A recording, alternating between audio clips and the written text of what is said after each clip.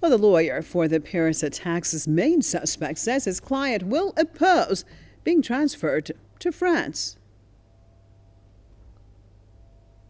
Thank you. Well, I can tell you that he's collaborating with the Belgian justice and that we will refuse the extradition to France. Okay? Salah Abdul Salam's lawyer says he's been formally charged with terrorist murder and being part of a terrorist group by Belgian authorities in connection with last November's massacre. Earlier, French President François Hollande said that his country will seek Abdul Salam's extradition. Hollande said that he believed that Belgium would respond as quickly and efficiently as possible in this regard. Abdul Salam was arrested yesterday in a police operation in the Molenbeek district of Brussels. He was wounded in the leg during the raid. 130 people were killed in the November terror attacks in the French capital.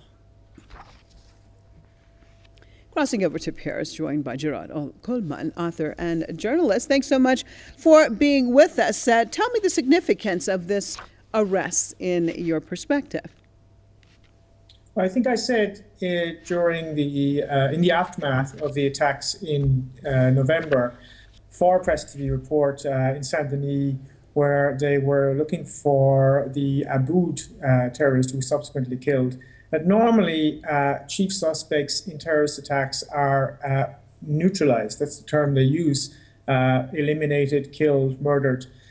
And it did seem that one of the things that makes the war on terror more and more implausible is the fact that they never seem to arrest people and put them on trial.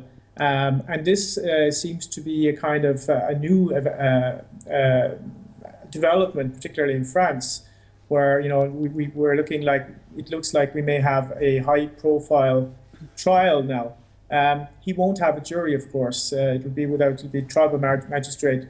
But it's probably a story that will run for several weeks, months. Will recur, of course, but I doubt if there'll be much information will be released, because there are very serious problems with the investigation already. In Belgium, for example, the police had pretty much all the information they needed to stop the attack, and they complained about problems, higher up in the police hierarchy.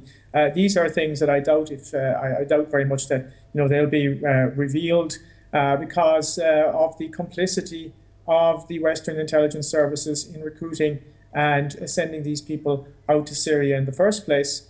I doubt if that's going to be revealed, because the entire narrative of the war on terror would be exposed for everyone to see. So I think the purpose of the kind of mediatization of this will be to reinforce the idea that France is being threatened by Islamists, when in fact it is the French who are promoting Islamism or takfirism in Syria and in the Middle East and throughout Africa. How much of that actually is being talked about? You brought up an interesting point. In general, in France, it's like what comes first, the chicken or the egg, of course. How much of that side of the narrative is being talked about seriously in France about what these Western intelligence entities and others coming from these countries have actually done to cause this type of effect that we're seeing in countries like France and other places? Well, you can read it in the margins of the mainstream media here. I could give you an example. After the attacks in November, France Inter, which is the state radio station, published a very detailed report called Daesh, the Creation of a Monster, in which they pretty much revealed the fact that the United States created Daesh. They pretty much revealed, exposed the responsibility of Western intelligence agencies in destabilizing Syria. They talked about all of the lies that were told to sell the Libyan war, and then lots of the lies that were told to sell the Syrian war. That was on French state media. But sometimes you can read reports like that, and then you turn the page, or you click on another report on that same station, and you've got the propaganda narrative in your face again. So the criticism does come out sometimes, but it's then quickly forgotten it sort of goes into the memory hole, as it were, and then the kind of the war on terror narrative takes over again. So that tends to be how it works. You do get marginal critiques.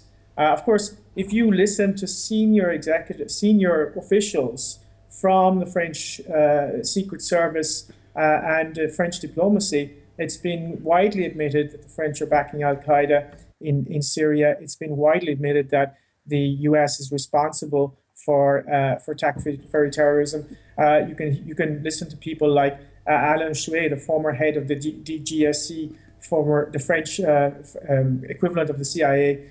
He's written prefaces for books which show this.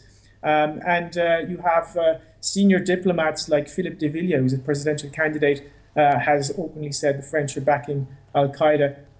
But I guess it's the constant repetition of the narrative of the war on terror that takes over all the time and sort of puts people back to sleep. All right. Well, thank you so much for being with us out of Paris, Gearóid Ó Colmáin, author and journalist.